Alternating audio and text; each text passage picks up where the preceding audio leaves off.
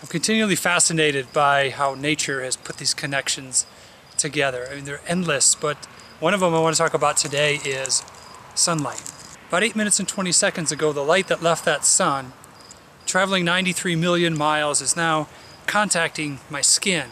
And what's amazing is there's a substance just below the surface of my skin called 7-dehydrocholesterol that is converting that sunlight into vitamin D. So what does this have to do with mushrooms? The mushrooms contain a substance called ergosterol, and ergosterol does something similar. It takes the sunlight, the UV light, and it converts the ergosterols and it converts it into vitamin D that then gets stored inside of the mushroom. So if we were then to put this in the sun, let it absorb the vitamin D through sunlight and dehydration, and then at a later date take it in, we are taking in that critical element of vitamin D. Now vitamin D serves multiple functions in our bodies. One of them, of course, is the absorption of calcium into our bones and our teeth.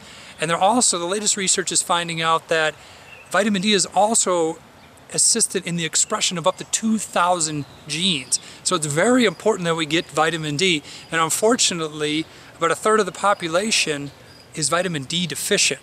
Some say up to half the population is, especially in the northern climates where there's those short days and there's very little sun exposure.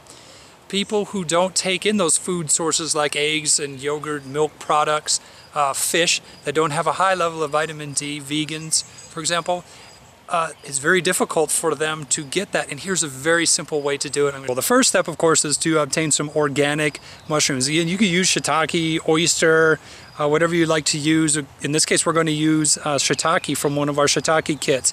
Most mushrooms have a negligible amount of vitamin D, but when they're exposed to the sun, that amount is multiplied tenfold, some say 100-fold, some even say 1,000-fold by the UV exposure. By putting them in the slices, you're exposing more surface area, and therefore you're going to absorb more vitamin D. After you've sliced them, you're going to spread them out on a drying rack and leave them in the sun. Put them in at the prime sunlight hours of the day, generally between 10 o'clock and 4 o'clock in the afternoon. Now it's going to take more than one day, so put them out for a second day. You have more absorption and more time for them to dehydrate. Bring them in at nighttime or else cover them so they don't pick up the mist or the dew or any rain overnight. After the second day, they should be as dry as a cracker. If they don't crack that easily, they might need to be dried a little bit longer. You can do it in a food dehydrator, set the oven on a low temperature, 120 degrees, and let them sit until they have that really dry, brittle feel to them. Once you've done that, you're going to store them in a clean glass jar, and when it's time to use them, you're simply going to rehydrate them by soaking them in water for about an hour, and then use them as you would any other fresh mushroom. And that's all there is to it. And this is my dense supply of vitamin D that we can use throughout the winter.